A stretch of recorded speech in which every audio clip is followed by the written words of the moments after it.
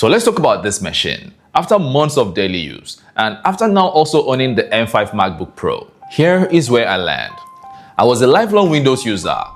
Big mistake. And if you're still using a budget Windows laptop in 2026, especially under the $1,000 range, my friend, respectfully, please quit fooling yourself.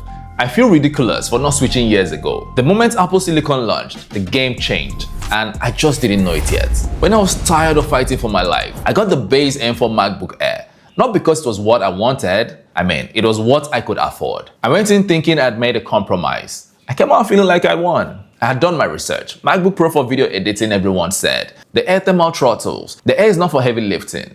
I listened. I was worried. And I settled. And then I actually used the laptop. Boy was I wrong. And boy were they dramatic. I see people arguing over a 3-minute export difference. The Pro exports a 30-minute project in 6 minutes and the Air in 9 minutes. Are you kidding me?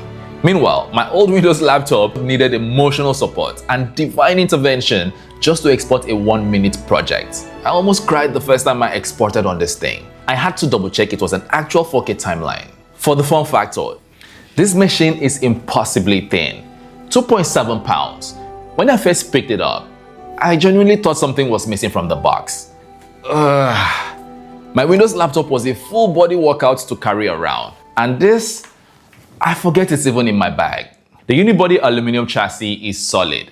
No creaks, no flex, no plastic nonsense. It still feels ridiculously premium months later. I went midnight black. Everybody warned me about fingerprints. And they were right. This thing collects prints like it's a crime scene.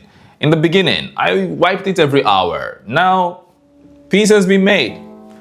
We've accepted each other's flaws because when it's clean, mwah, chef's kiss. Most gorgeous laptop I have ever owned. Still, even after all these months. The keyboard turned typing into an experience. Around 1mm of key travel with that crisp scissor mechanism actuation. Every keystroke feels intentional. Like whatever I'm writing actually matters. Coming from my old mushy Windows keyboard, kind of felt like upgrading from a bicycle to a Mercedes. I actually want to type more now. The trackpad has ruined me for every other laptop.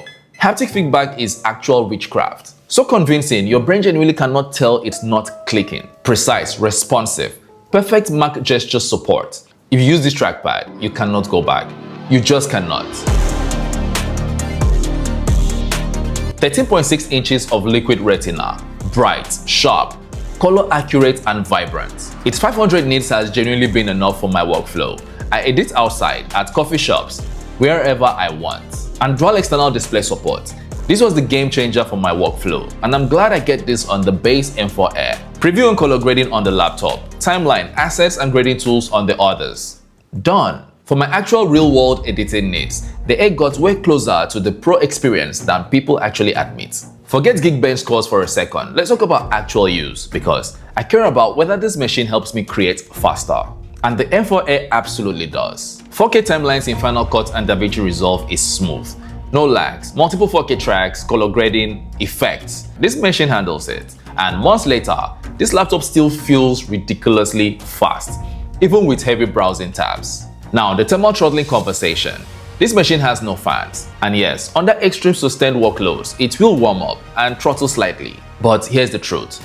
If you use this machine like a sane human being, you will never encounter the horror stories you see in tech review videos. Those reviewers are running 50+ benchmarks simultaneously with 3 stress tests open. That is not your typical Tuesday. In real-world use, editing a video, 20 browser tabs, Spotify running in the background, this thing stays cool, stays quiet, and performs beautifully. And here's where it destroys Windows. Plugged in or unplugged, the M4 Air performs identically. Windows laptops turn into potatoes the second you unplug them. This, same power, same speed, battery or wall. That is freedom. Now, Mac OS is built specifically for Apple Silicon. Everything just works together. Apps launch instantly, no bloatware, no random background processes eating your RAM. I can have a browser with 20 tabs open, Resolve running a 4K project, and Spotify playing in the background, even with messages syncing. And this machine is using maybe 30% of its resources. My Windows laptop would have been a fire hazard by now. Fans screaming, begging for mercy.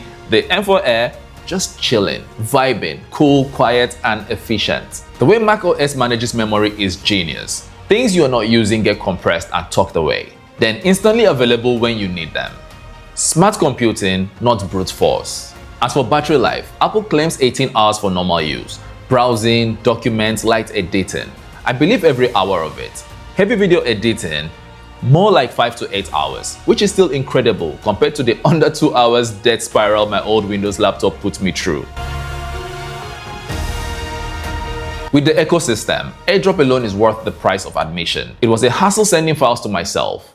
Never again. The ecosystem isn't just convenient, it removes friction. And when your job involves content creation, removing friction matters because creative momentum is fragile. Every delay kills flow, and Apple understands that better than anyone. After months of use, after owning both the M4 Air and the M5 Pro, after editing real client work, YouTube videos, thumbnails, scripts, and content non-stop, here's my conclusion. The M4 MacBook Air is perfect for the right person. Students, creators, writers, business owners, editors, remote workers, people who simply want a machine that works without drama. This laptop is fast, efficient, beautiful, silent, reliable, light, powerful enough to embarrass computers twice its price. Now, is it flawless? No. It thermal throttles under extreme sustained loads. You cannot upgrade its RAM or storage after purchase. 2 Thunderbolt ports can feel limiting, and if you're a gamer, go elsewhere. Neither this or any MacBook is built for serious gaming. But if you need more than what this machine offers, if you're pushing 6K raw footage daily, compiling massive code bases, running GPU-intensive 3D renders hour after hour, then my friend, you do not need an Air, you need a Pro. The beauty of the Air is that it knows what it is. It's not pretending to be a workstation monster. It's trying to be the best everyday laptop on earth. And honestly, I think Apple succeeded. It is the best possible laptop for the vast majority of people who will ever buy a laptop. And it does that job better than anything else at this price point. Period. Is it expensive? Absolutely. But wasting hours troubleshooting bad hardware is expensive too. Months later, still obsessed, no regrets.